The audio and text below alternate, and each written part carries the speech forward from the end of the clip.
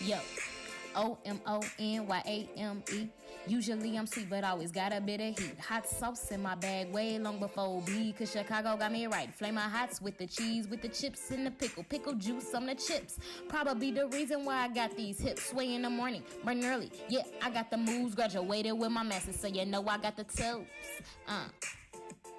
Peace, my beautiful family. It's OMONYAME, the Afrocentric creatress, here to raise the vibrations of the entire Black nation. I'm outside about to do some spiritual work. I thought this would be a good time to do a little mini story time since a lot of y'all have not seen me in a while. So for those that know me or who have been following me for a while, a lot of y'all already know that I used to smoke a lot of weed. Maybe not as much weed as some of y'all know other people to smoke, but I smoked a decent amount of weed. And as you can see by the title, that's something that I don't do anymore.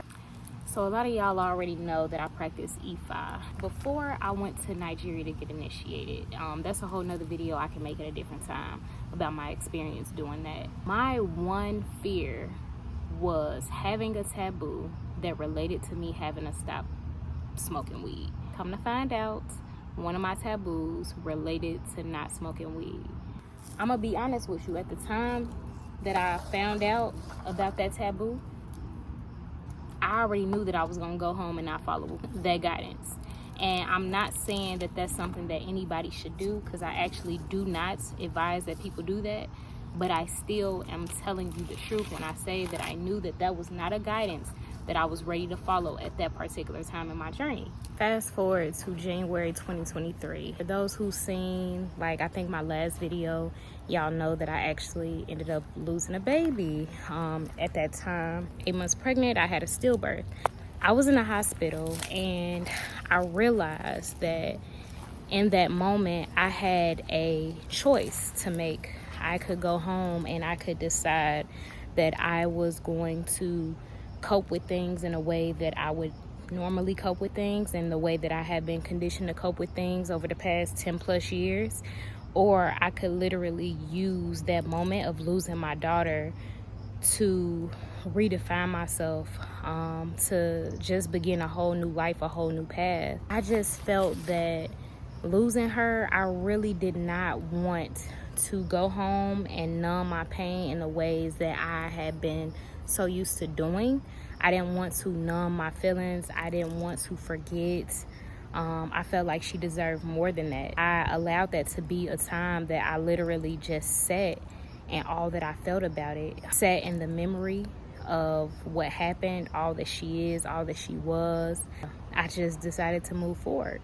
So yeah, with that being said, I have not smoked since January 5th, 2023. Some of y'all already know how hard, or how challenging I should say, a journey like this can be, when we've established a routine that has been serving us for such a long period of time. For myself, I can only say that I lost myself in smoking weed. Like, you know, it became a part of my fictitious identity of self, where I really feared imagining my life without it, to be perfectly honest. This video isn't to condemn those that do still smoke weed. I'm just letting y'all know my journey, and the fact that I knew spiritually, even before Ifa said that I needed to let it go, I knew that that was something that the Most High had called me to do. I knew that it had served its purpose for as long as it could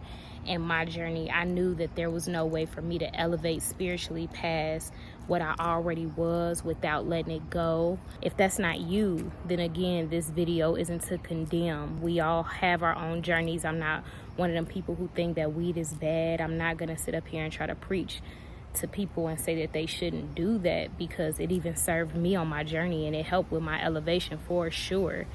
And sometimes a hard head make a soft bottom. I'm not going to blame my daughter's passing on myself, but what I will say is that, you know, sometimes some of us have to go through very challenging situations, very hurt-filled, heartbreaking situations in order to level up. And for me, that's what needed to happen in order to allow me to reach that next step.